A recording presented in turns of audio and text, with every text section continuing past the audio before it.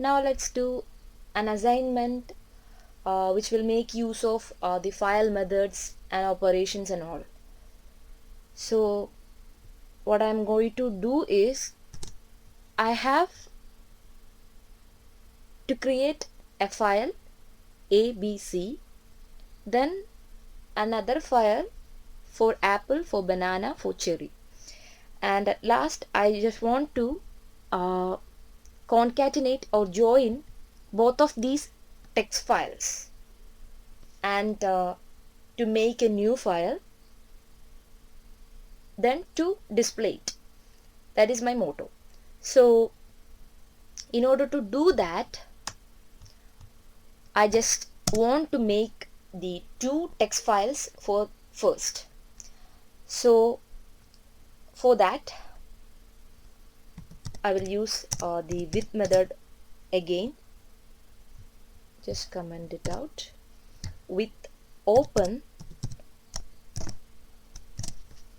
I just named the file as a2c.txt, and it is in the write mode at the end as F1, and here we can add the other file opening also by just adding a comma here and open fruits.txt in the write mode again, and at the end as F2. Then enter and just add some data to the both of the files. So first one, F1 dot write a, then just copy this and paste it for 5 times.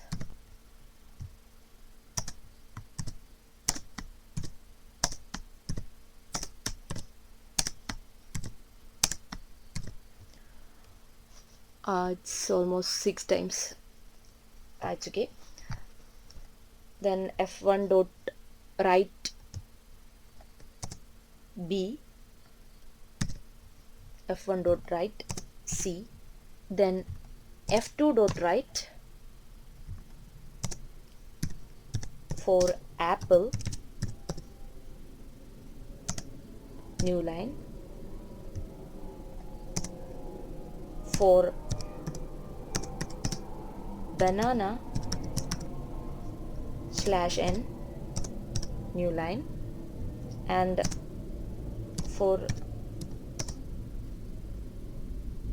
cherry /n.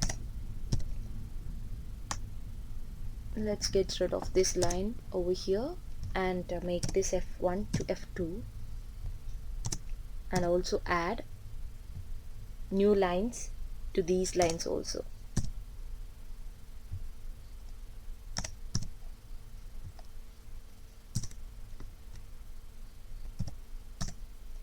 So just save it, and let's go to the terminal and run it.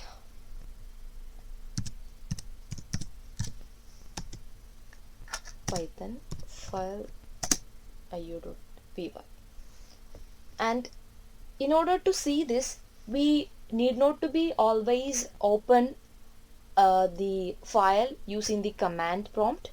We can also go to the files where A to C and fruits are residing. So let's see, A to C have A, B, C, and in fruit.txt we have for apple, for banana, for cherry. So let's close it and go to the code again. Then we have done this, so let's comment it out. And in order to concatenate this, we have to use by importing izip from iter tools. So let's import it first. From iter tools, import izip. Save it. And now let's open another file which is called full or complete, something else like that, and just concatenate the both of the files we are saved, and let's see what happens. So with open,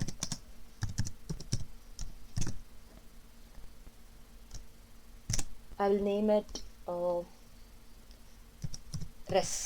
resultant dot txt,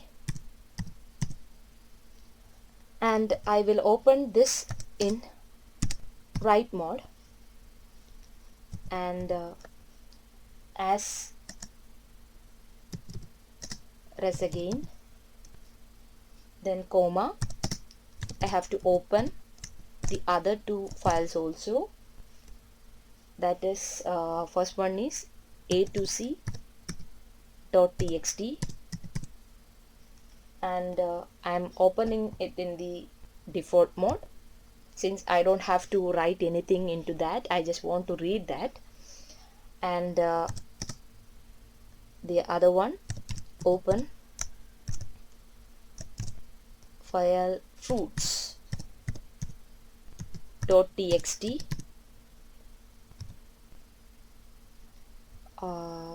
as f2. I just forgot to add f1 here as f1. And after that, I just want to loop through this.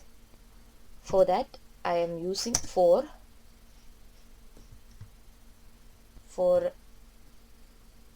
this is the normal syntax of X, but I just want to get rid of that since I didn't want that right now. For line 1 comma line 2 in zip, in braces, I just want to pass this f1 and f2 since we are opening it as opening a2c as f1 and fruits as f2. So f1 comma f2 at last colon, enter. Then we want to concatenate it. For that, res dot write we just adding space for both of them so that we have a format like this, and after that dot format to format like that, format, and in braces we have line 1 dot r strip. This is a function, and also comma line 2 dot r strip.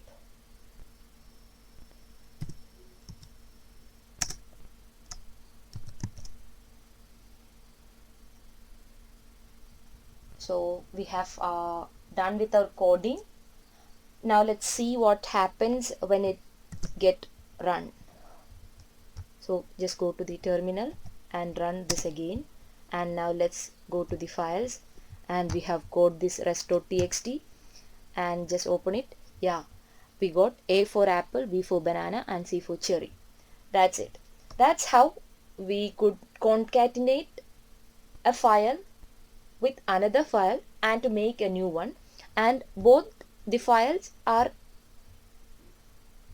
not affected by doing so. They are as like before.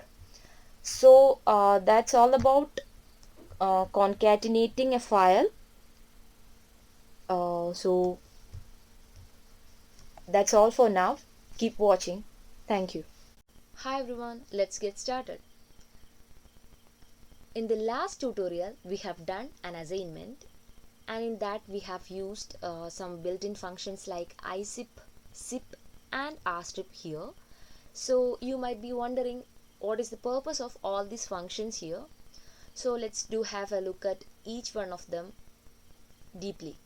So let's start with the zip function here, and in order to use all these functions we have to import that izip from itertools like here, and the zip function returns a list of tuples where the ith tuple contains the ith element from each of the argument sequences or iterables like f1 and f2 here, and the returned list is truncated in length of the length of shortest argument sequence. And when there are multiple arguments which are all of the same length, the zip function is similar to the map function with an initial argument of none, and with a single sequent argument it will return a list of one tuple, and with no argument it will return an empty list. So keep that in mind. And also the left to right evaluation order of the iterables are guaranteed. So let's do have a look at another example. Here we have two lists x and y having same length, and we have zip it with the zip function here like this. This is the syntax, and it will return first value of first list, comma, first value of second list, comma, second value of first list, comma, second value of second list, and so on. And the zip in conjunction with the star operator like here can be used to unzip a list like the second line, the second last line like here, and this will return true. And now let's do have a look at the izip function. The izip function will make an iterator that aggregates element from each of the iterables like zip, except that it returns an iterator instead of a list. So the left to right evaluation order of the iterables is guaranteed in this also. So let's do have a look at the example here. In this we have two lists 1 2 3 and ABC here, and we are using this izip function here, and if we are printing the I, then it will print it like this. Here you can see here we are not having the square brackets like in this, so that's the difference. And it is not separated by a comma also like here. And we have another one which is the izip largest. The difference of izip and izip largest is, if we are using izip, then the ABCD and XY will be izipped like A, X and B, Y like this. And in the case of izip largest, it will be like ABCD, XY, and we can also supply a fill value like a minus here, and this will be giving us AX, BY, same as this izip, and the fill value is combined with the C and D, like C dash and D dash, like this. So if we are using ISIP, then we will not get the C dash D dash like here, and we won't able to supply a fill value like here. So that's all about ISIP, SIP and ISIP longest. Now we have another one, the rstrip.